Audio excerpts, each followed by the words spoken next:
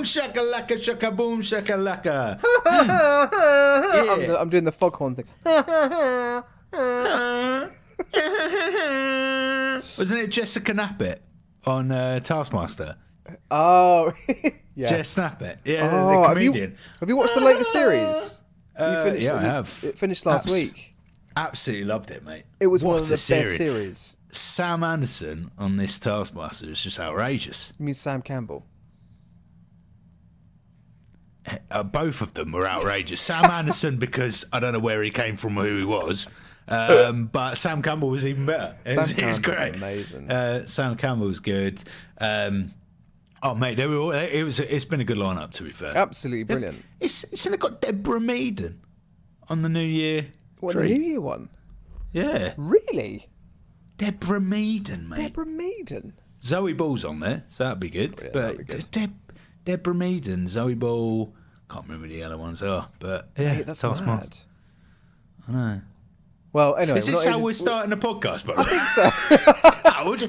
Let's talk about Taskmaster. Well, I tell you what, then, Forrest. You see how I'm sat? I'm sat, so I've changed my setup a little bit. You have, mate. I mean, it would be hard for me not to notice that. Kind of just like, I just sat on the sofa. I've got chilled vibes. I'm relaxed. I'm feeling informal. I think this is a perfect opportunity, dear listener, to have ourselves a little cheeky monthly news roundup episode. It's November. It's Don't Be a Hero. And it's the place to be. Don't know where I was going with the sentence, but I keep wobbling my head. We should probably just roll that intro. Let's roll those titles.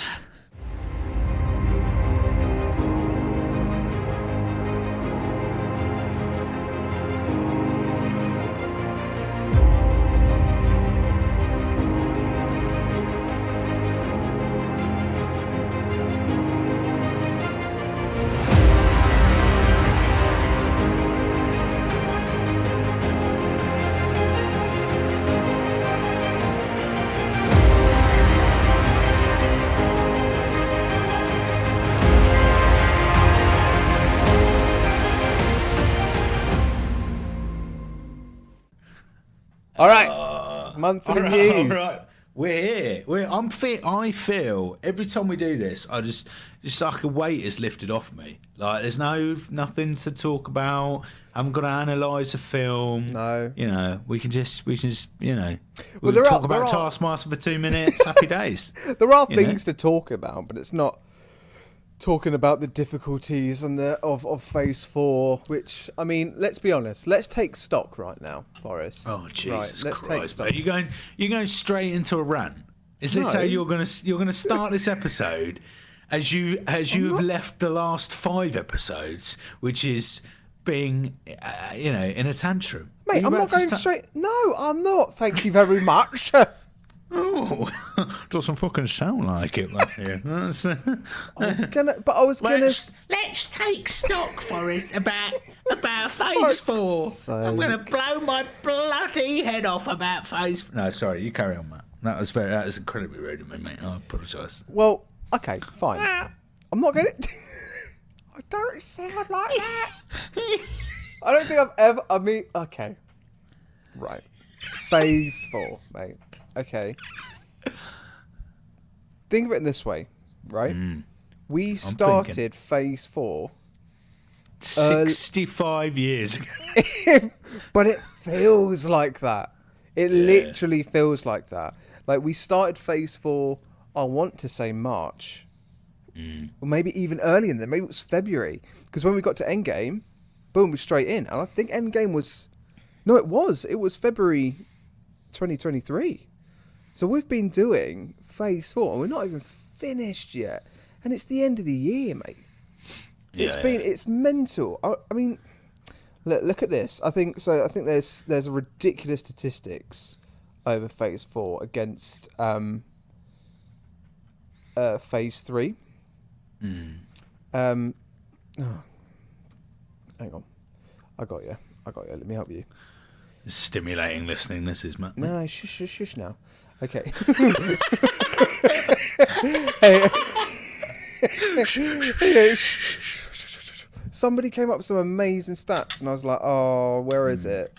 MCU Phase 3 hours and Phase 4 hours. Right. I found it, right? So,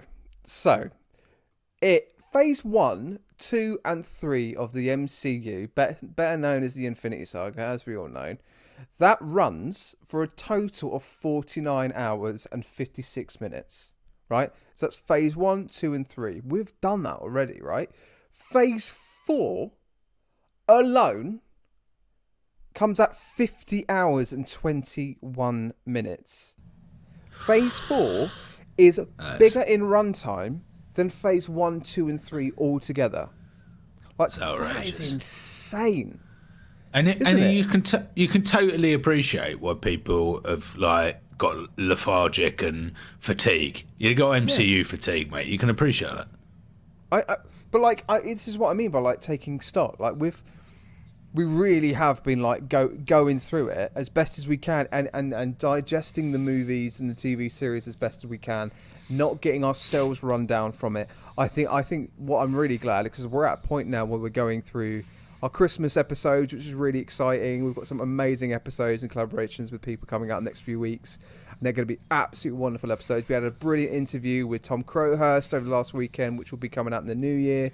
And that's about Aquaman, Lost Kingdom. So we've got all these wonderful other things that we are doing. But obviously the premise of this podcast is about going through the MCU from date of release. That's literally the whole thing of this podcast. And we're nearly there. We're nearly caught up. And like, I felt like, I think I genuinely do. I know we keep talking about it, but like, you know, talking about Eternals was one thing, but then actually experiencing the fatigue I think I got was during She-Hulk. Most definitely. Yeah. I don't know about you, but like, that's like, I'm really excited to sort of move into Phase 5 and particularly when we get to Wakanda Forever. We've got we've got Love and Thunder to do as well. That's coming after as well. We've got Guardians 3 to talk about. You know, there's so many more things. Exactly right. There's so many great projects and great movies to talk about still, and TV shows. You know, we've got to, mate. I had a thought this morning. We've got to review Loki series 2. We've still got to do it. Yeah, we've strictly been doing that for the last 10 weeks for the poor listeners, but no, but by the time we get there, in 2.5 months, people will have completely forgotten what happened 2.5 months ago. So exactly. I can completely understand what you're talking about, man. That's what and this is coming from people listening. This is coming from Matt, who after having a year break from She-Hulk, still moaned for 45 fucking minutes about the fact that he had to watch it again. So the guy who's had a year break from She-Hulk thinks that 5 months away from Loki is a completely different ball game. I can't believe it was a whole year gap. It was a year gap, mate. No, November last year that came out, I think. No way. That's mental. I mean, yeah, mate. But like, it just, I think this is what's great about it, is that we are talking about things that are currently coming out, but then also being able to go back to it. So we're in this kind of really awesome spot where we've got loads of things to talk about and also to recap as well to see if our views changed. And let's be honest, my views didn't change about She-Hulk predominantly. But like, you know, when we get to like Loki series 2, it's going to be, we get to go through that journey again. That's what I'm like, oh mate, 2024. It's going to be top. It's going to be so good. I think the one I'm looking forward to most is Thor: Love and Thunder. Yeah. I'm genuinely looking forward to rewatching that, because I think I can't quite remember everything, and I certainly can't, I know I came out of it going a bit like, oh God, but actually in comparative terms to what we have been watching, it's good. Yeah, or certainly from my memory, and Wakanda Forever is just what a film. Like, I cannot wait to go and watch that again. I remember getting emotional so quickly with that movie. That isn't that the one that like starts with just silence? Yeah. It's just the wind blowing through the Marvel Studios logo. Yeah. Oh, striking, mate. That is incredible. Yeah, so we've got some really good projects coming up next year. And also, we're going to dip our toes far more into DC. Yeah. We're going to look at far more DC. James Gunn's coming around the corner. He's going to create a universe. So there's absolutely loads to speak about. X-Men, Fantastic Four. Yeah. I wonder for us as well, like, do we, because there's a lot of Marvel Sony stuff coming out. Like, you've got Craven that's coming out, you've got Madam Web that's coming out, a couple more projects that have just escaped from my head. So I wonder whether we also, while we're in this MCU kind of downtime, let's be honest, once we've caught up with everything, we've got opportunities to go through that as well, which is great. I love that this has turned into some sort of, we're talking about admin now. Like, dear listener, we're having an admin day. You were in the meeting. On the podcast, yeah. Welcome to the meeting. It's normally about this time that Matt reveals that he's bought some pan au chocolats, and we both have a deep dive into a pan au chocolat.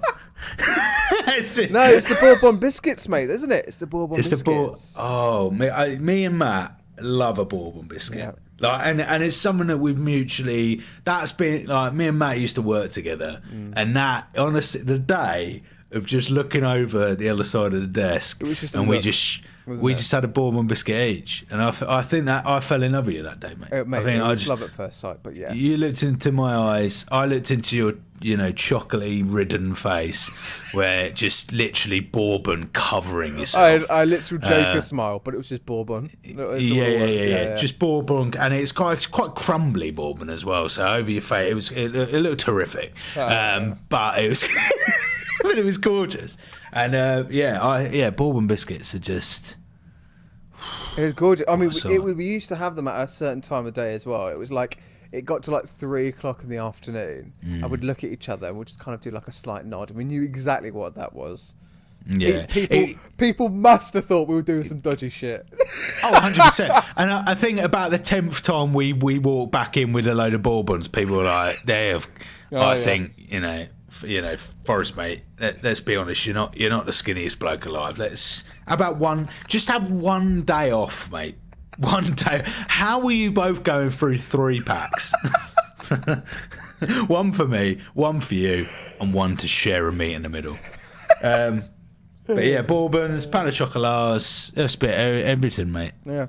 Happy that I've completely lost what we were Should we talk about some news? This is what the episode's about. All right. Yeah. Meeting adjourned. Thank you, dear listener, for being part of that meeting. Let's do the actual episode. Do let us know what you'd like us to watch. I can't believe we're doing Krampus, by the way. That's coming up. That's the thing. Terrifying. We're going from the 3 Christmas movies: Elf. Mm-hmm. What we're doing, we've got Nightmare Before Christmas. Yeah, with Lee, which is coming out. With Lee. First, that's coming out. Nightmare Before Christmas. Elf. So both of those you can go, okay, iconic Christmas movies. I'm doing inverted commas for A Nightmare Before Christmas. And then the third one, Krampus. Classic. It's going to be mental. Oh, I can't wait though. It's going to be fabulous. So news. So do you want to hear 10 ways that Deadpool 3 is totally going to change the franchise forever? 10, shall we discuss them? That's a lot of reasons. Yeah, let's go. We need to fill some content. Let's go. Yeah, we fucking do. We've got 40 minutes to not talk a load of bullshit. All right, so. That's about 15 minutes. Let's go. Here we go. So number 10. So this is Screen Rant. So big shout out to Screen Rant. Number 10. Deadpool 3 will merge the MCU and Fox's X-Men timelines. Yes, but Boom. I mean, if we're looking, so again, Miss Marvel spoilers. If you haven't seen Miss Marvel's, just skip it a minute. Starting from now, but X-Men turn up at the end of this mid-credit sequence. Sorry, not end credit. I know how upset you get about the fact that I called it end credits. Oh, mate, the mid-credits. Paul, I just think for people who listen to you, Matt, they go, oh shit, right, Brian, we're going to watch Marvels tomorrow. We've got to wait till the end, and they go, oh yeah, and then they're going to report us because like Matt, we waited 15 minutes just to hear a cat go. Meow. That's it. That is literally what we did. Exactly. Don't want you poor listeners having to do the same thing. But yeah, Miss Marvel's. The Marvels have already done that though, haven't they? They brought the X-Men in. Have they not made that canon? Or were we talking about the legacy projects of the X-Men, the previous ones? Those Fox X-Men have already appeared in the MCU, but Deadpool 3 will officially confirm the previous franchise to be an alternate reality. Yeah. So that's the bit that they're saying. So Matt, you've quite rightly ripped apart the 10th way. That's all right. Ninth way. Let's move on and see if there's any better ones. Amazing.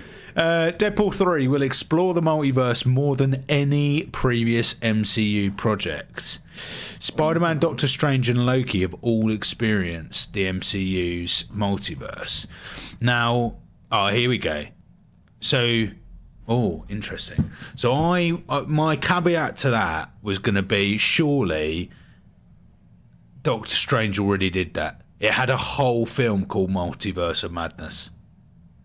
Yes, yeah, it did. So I would kind of argue, is it in an R-rated way? And I suppose the argument is they're going to bring in more characters than Doctor Strange did. Doctor Strange, he went, they explored the multiverse, but they didn't really bring any characters with them, right?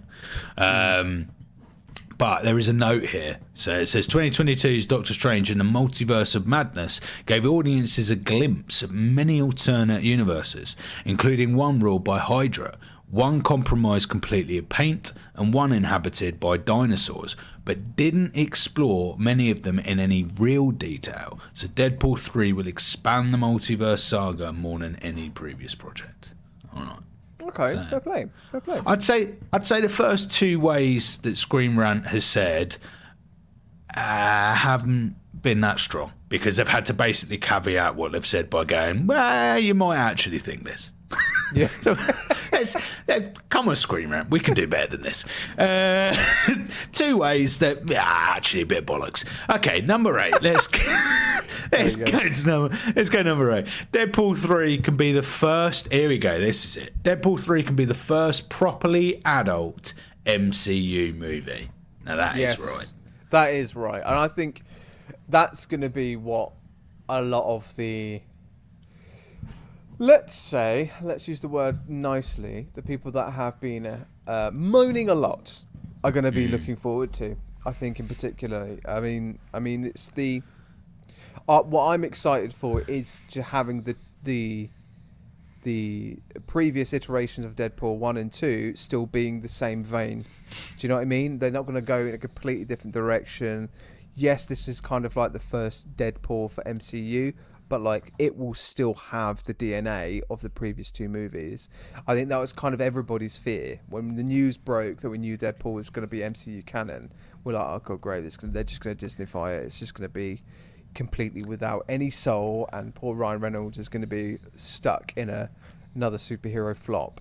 But I think what's really nice is that they're sticking to their guns here, and it will be the first R-rated, adult-themed MCU movie. Great. That's what this needs as well.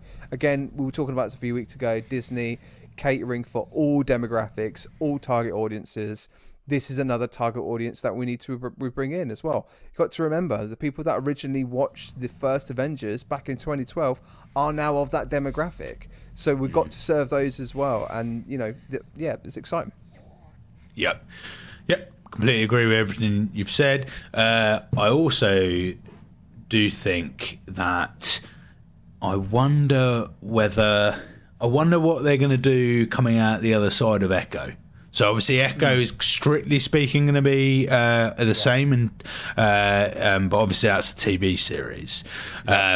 And it'll be interesting. I think Marvel will be looking at, in that interim between Echo coming out and Deadpool coming out later next year. I wonder whether the Marvel executives are going to kind of go, right, okay, how genuinely successful was Echo? Yeah. What demographic watched Echo? I think it'll be good research for them to be able to go, okay, is this the destined way forward? I mean, after seeing the trailer for Echo, my opinions are now quite different. Originally I was like, well, here we go, I don't know if we need this. Do we really need this series? But the fact that it looks quite integral to not only Echo's journey, but also Kingpin's journey, but also we do still have Daredevil in there. And also the goriness and the abrasiveness of the Netflix series. That DNA seems to have come back into this project, which is why I think a lot of eyes have gone, oh, okay, here we go. This is going to be great. This is going to be the Daredevil that we know and love from the Netflix series. I think for me, it's interesting to see how they've packaged the trailer. Because let's be honest, it's not the first time Marvel have misled people with trailers. Let's be honest. Let's all remind ourselves if we've got short-term memory loss like me. The latest final trailer for the Marvels, bringing out the Avengers, doing all of that just so people can get to the cinema. They could have just put together the most gory bits into that one trailer and gone, yeah, it's going to be really hard hitting. When you get to the series, it's not. So yeah, I have to wait 2 years. No, I could appreciate that. Do you think we're going to get Daredevil? We're going to get tired of Daredevil before he gets his own platform in the MCU? That's a really good question, and I think you're right to ask that question because I genuinely feel like we could.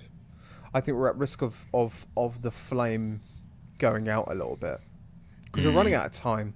Let's be honest. The Daredevil Netflix series came out a fair while ago, and if we want to reinitiate this character, we introduced him a few years ago as well, and if no projects. And again, I know we've had all the strikes, we've had all the delays, all of that stuff can't be helped. But ultimately, if they want to be focusing on his story, they need to be doing that now. Yeah. Agreed. All of these cameos slightly cheapens his character, I would argue as well.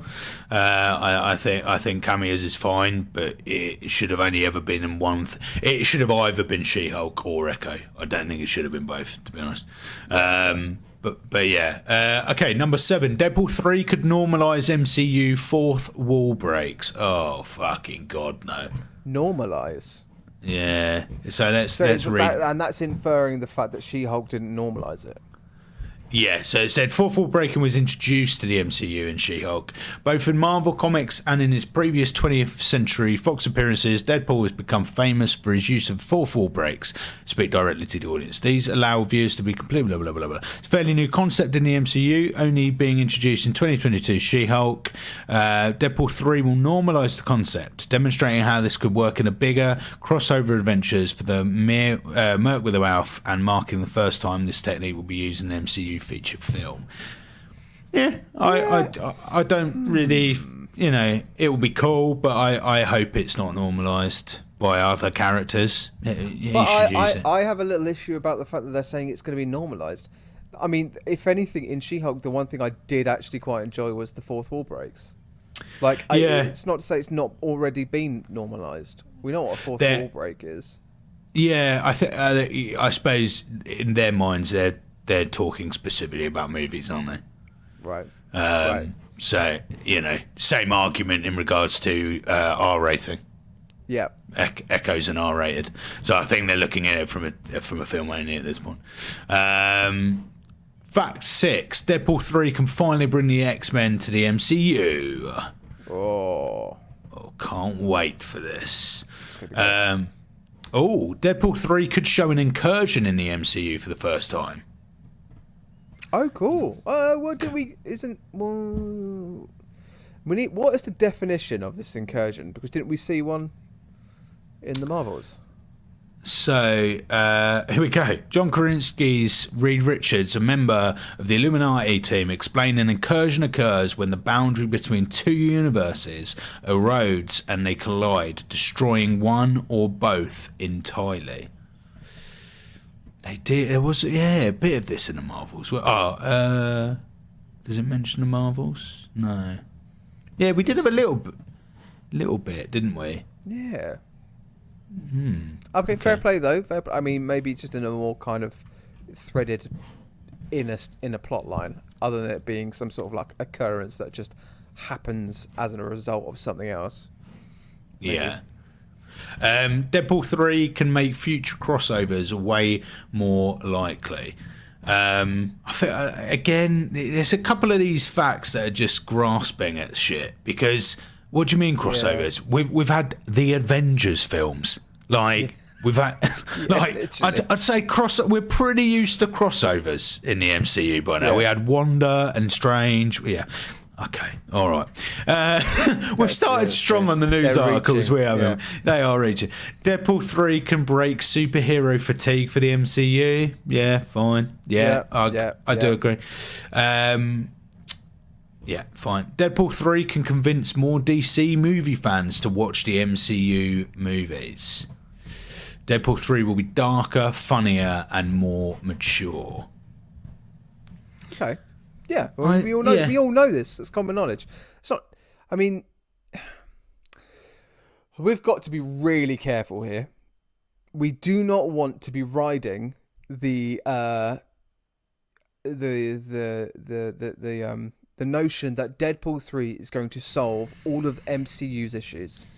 Yeah, because it's not going to. Hate to break it to you, it's not going to.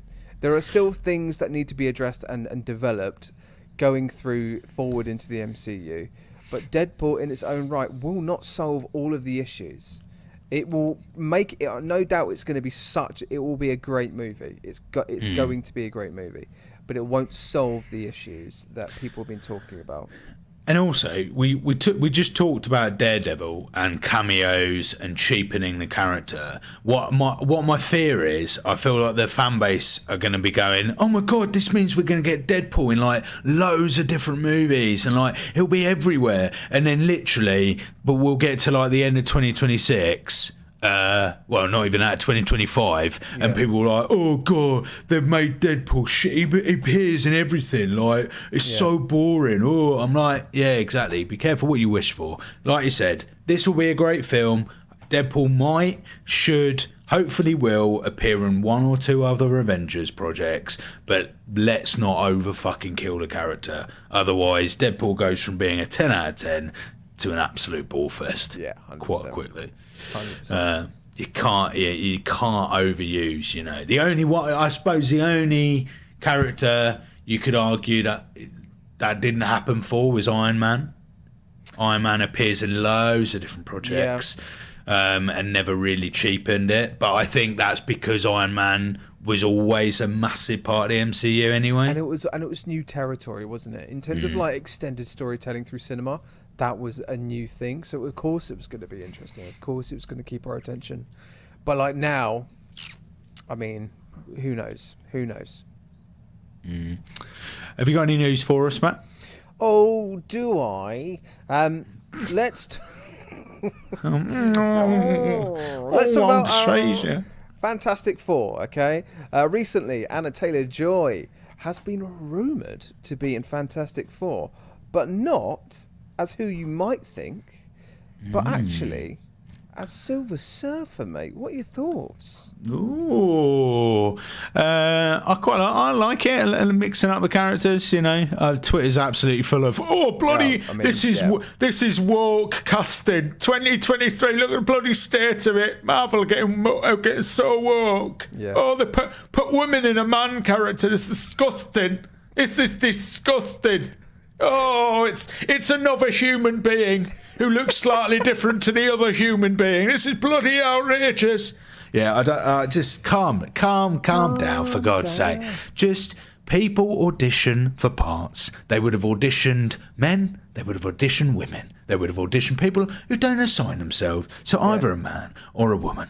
They didn't just go, oh, well, you know, what we really need to do is more women, please. So can we only audition women and only check out women for the parts? That never happens, will never happen. So I can only assume they've cast her because she'll be great. So I'm looking forward to it. Yeah, she's a great actress as well. Like, she's absolutely fantastic. Her involvement in the MCU in any capacity is going to be a massive plus. Like, she is a brilliant actress. And the other thing is, like, Silver Surfer. It's not Silver Man. It's like, it's not. Silver Surfer could be any gender. Why is that the issue? Like, it depends on what the plan is. How this, again, it just comes down to how is the story being told? What is the narrative? It's got nothing to do with gender. So just, calm down. Trust the process. She's a fantastic actress. Let's take that. Brilliant. Great. Let's see how it goes. What we haven't talked about, because we haven't had a monthly catch up since Mr. Pascal got announced as Reed Richards. We haven't actually talked about is that completely official? Because it got leaked out early last week. It did. He is eyed to play it, according to Deadline. So he was eyed to play after months of speculation. A wait might finally be over. But as you say, has he actually genuinely, officially been confirmed by Marvel? Because until Marvel come out with it, it still looks to me that it's the Rumourville, Matt. Yeah. Now I would be incredibly. Now that casting for me is odder than what we've just talked about. Yeah, completely. Because for me, Pedro Pascal's, I'm going to be honest, way too old. Because if you're establishing Fantastic Four as a new group, I mean, it depends how many films they're supposed to be in, but bearing in mind the first Fantastic Four film ain't coming out for another 3 years. How old is Pedro Pascal before I suddenly realise I'm being incredibly rude? Can I guess? Yeah, come on. Give us a guess. 46. Welcome to the famous segment of our episode. What age is that actor? What age is that actor? Pedro Pascal, tell me what you think his age is. Pedro Pascal, what you think his age is? You're gonna guess what is my age? What did you say anyway? What was your 46? He is 48. Ooh. So I think I'm fair in what I'm saying. So first Fantastic Four film to come out of Marvel will be in 2025. I think they've said they'll feature if they're going to feature in the Avengers stuff, which I assume they will. So that's 2 years time, right? By which point Pedro Pascal is 50. So the first time Reed Richards will be in, and I'm like, come on, man. Really? Right, to be honest though, the guy will be 50. No, mate, it gives me hope because by the time I'm like 46, I could be Spider-Man. True. I could be Peter Parker. Age is just a number. True. Yeah. Age is but a number. See? Until you're 6 foot underground, and then you go, actually, age was quite difficult. And also, you would say that because you're nearly 40. So I completely, I get it from your perspective. It's not a crisis. It's not. I need to calm down. I am totally joking, and that's why I rip Matt. Age. Who cares what age people are? You can't rip except me anymore. Pedro Pascal is Reed Richards. You're in your 30s, mate. Yeah, only just. I'm just, I'm tasting the experience of the 30s. Look, I give it a month. You're going to want to sit down on this chair for your back as well. Trust me. Little comfy sofa like mine. I had a moment today, Matt, where my chest felt a little bit tight. I've never had that. 30 years I've been on this planet, and my chest has been looser than a goose.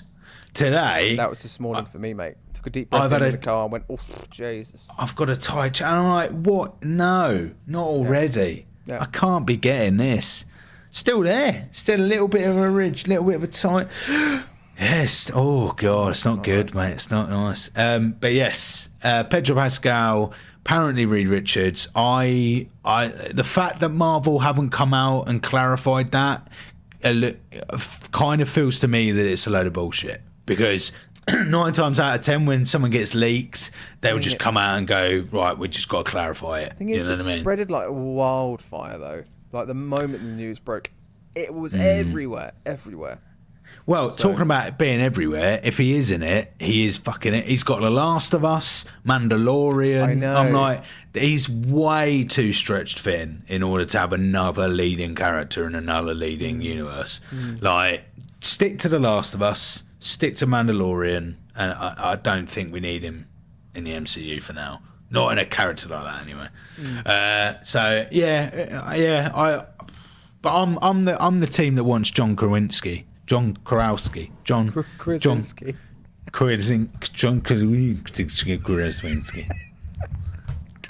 Jesus Christ. John Krasinski. That's it. It's not a massive age difference. So John is 44. Yeah.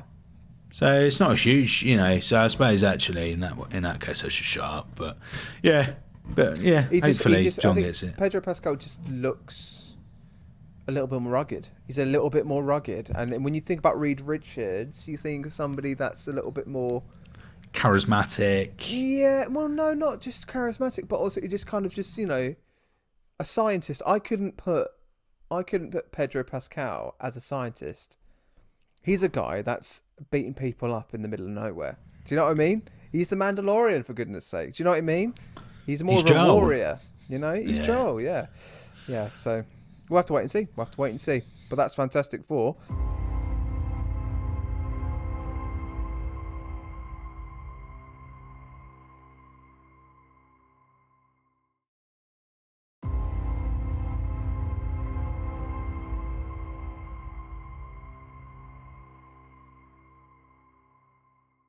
Shall we talk about Thunderbolts? Yes, we should. Sentry. Is that what you're about to talk about? I think so. Stephen Yen, who you know dearly, Forrest, because you love The Walking Dead, don't you? Oh, I love The Walking Dead. I hate the way that he departed from The Walking Dead, don't. It still traumatises me to this day. Like, battering straight in the eye was gone, his face was mushed up all over the place. Can we admit that was a golden era of TV? The Walking Dead at that point was just, and then Game of Thrones, like it was just top tier. This is true. I to me, my favourite series of The Walking Dead. Have you watched all of or most of? All of now, yeah, because I actually caught up. Yeah, I watched the last. And my favourite series is the Prison series. 100%. And you've got Beth singing, 1 minute they're like, oh, we gotta shoot some zombies, and next scene they're like, I stood on a hill away from the ghosts, and here I am talking to her. It's one location, isn't it? Yeah, it is one. Sorry, I completely ignored your wonderful singing. No, you were like, Forrest, just shut the fuck up, mate. Any excuse to just create anarchy. It was great. It was fantastic. Anyway, should we talk about this then? So Stephen Yen, Thunderbolts, we all know it's happening, but it's still yet to be fully confirmed. However, the creator of The Walking Dead, Mr. Robert Kirkman. Thank you very much. Kirkman, and I quote, and this is via the Nerdist website, my good friend Stephen Yen is playing the Sentry in a movie. He goes on to say, yeah, he called me and he said, I just came back from a costume fitting for Sentry. I guess I only do superheroes that are yellow and blue. And he said that at the costume fitting, he was like, oh, crap, I forgot Invincible was yellow and blue. Because obviously he's playing Invincible in the animated series as well on Amazon Plus. Not Amazon Plus, Amazon.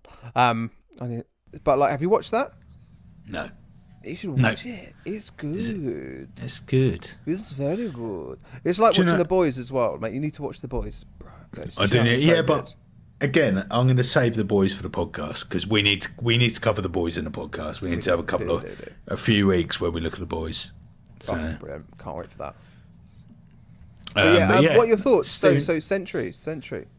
Talk to us a bit about a Sentry. Who is Sentry? So Sentry, which goes by the name of Robert Reynolds, was a creator that was created back in the 1990s. In terms of the actual kind of like powers, let me do this straight from MCU Wikipedia. So Paul Jenkins and Richard Veitch developed an idea about an over-the-hill guy struggling with an addiction who had a tight relationship with his dog into a proposal for the Marvel Comics Marvel Knights line. A guardian type with a watchtower.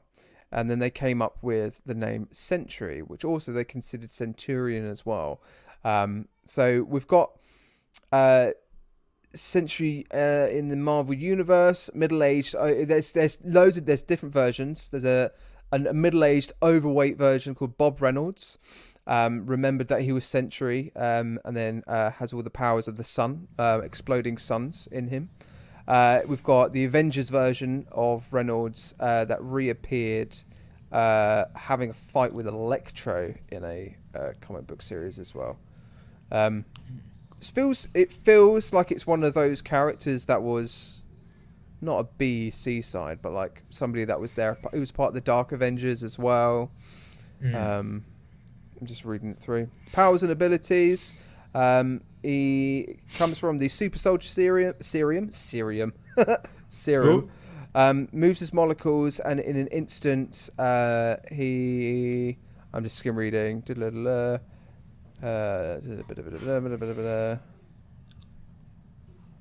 He's just got strength. He's got strength, powers of the sun. Yeah. Something on the level of thought. I don't know much about Sentry, mate. As we can already tell. So I'm learning as we're reading. Ooh. He was once able to implant his memories inside another person's mind. Ooh, fantastic. He uses his vast mental powers to maintain control while an uneven state caused by his mental illness. So we've got a character with layers here. We've got somebody that's going through addiction, mental illness, and also trying to deal with being a superhero as well. So I think that fits perfectly with the Thunderbolts, and again kind of gives you that kind of vibe of how Stephen Yen's going to go with it as well. Have you seen Stephen Yen in oh my gosh, what was the series? Is it Beef or something? Beef. Is it called Beef? Oh my gosh. Yeah, really good. Really, really good. Need to watch that. I need to watch it. There is a note on what I'm reading. It says, so Sentry is one of the Marvel Universe's most powerful heroes, yet has a dark alter ego known as the Void. Did you mention that? I did not know, yeah. And that apparently Void is even more powerful than his human form. Oh, nice. So he's a powerful person. But yeah, so I'm looking forward to that. I think Steven's great. So having him into the MCU, yes please. Thunderbolts, I'm really excited about. I think, to be honest, one down from Deadpool in terms of excitement for me, Matt. I can't wait for Thunderbolts. It's got everyone. Yelena's coming back. Yep. Always there for a bit of Yelena. Yep. And yeah, I'm really excited for Thunderbolts, big time. It's guaranteed to be a good watch. Almost guaranteed. It feels guaranteed because, and it's one of the ones that has been talked about for a long time as well. So it feels like even Marvel know that it's going to be one of their finest, because it is constant information, constant rumors, I feel like they're really hyping it. So I'm quite looking forward to that. It should be a very exciting. Should indeed, my friend. We got any more news? Any more news? No more news. No more news, mate. I'm getting a cold. I think I'm getting a cold. Oh no, Matt. Yeah, honestly, as the podcast has gone along, I've progressively feeling worse. Oh my god. I was going to say, Secret Invasion. Oh yeah, nice. I was going to say, so have you ever read comics, like Avengers comics, Marvel comics? So it's interesting you say that. So in terms of the comics that I have read, most of them, if not all of them, are DC. Ooh. Yeah, and genuinely as well. Like, interesting. So we were talking about the Batman and Robin movie coming out and stuff, and that project coming out. Like, I've read those comics, and I've read Batman Zero, the Killing Joke comics as well. It's one of my favourite. What? You trying to get that sentence out was just pure joy, mate. Honestly, my face is stopping. It stopped working. Whatever's just happened the last 2 minutes. Anyway, I've read mostly DC stuff. In terms of Marvel, very little. Very little. So the reason why I say it is because I think it was She-Hulk. It was when I was told by someone that just because it's in a comic doesn't mean it will be good when it's put on TV or screen, on screen. Yes. And that made me go, oh, I fancy watching, reading some She-Hulk. And then I was like, oh, well, I want to do stuff in chronological order. And then I was like, oh, Secret Wars and all that.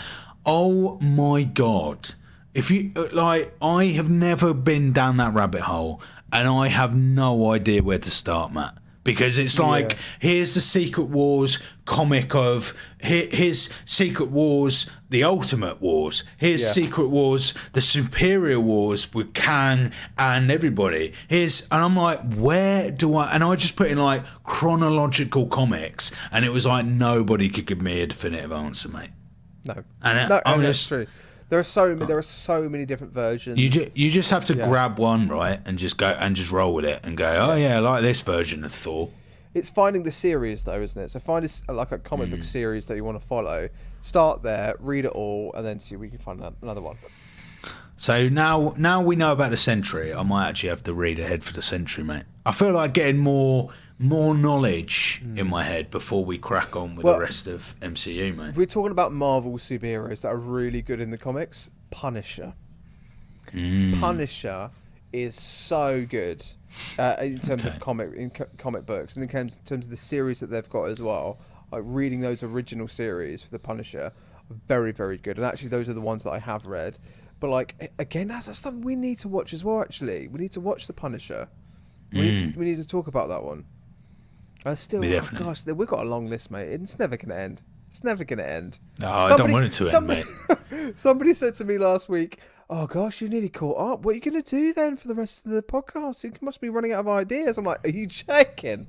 We've got bloody ages. Loads of the stuff. Bloody decades of hours to go through in movies and superheroes to talk about. Yeah. And do you know what, Matt? I couldn't do it with anyone better than you, mate. We are on a wonderful intergalactic multiversal journey right now, and it is a delight. Yeah. Oh, hey, honestly, that sofa has put a right smile on your face. Honestly, mate, it's doing wonders, but it is also sending me asleep.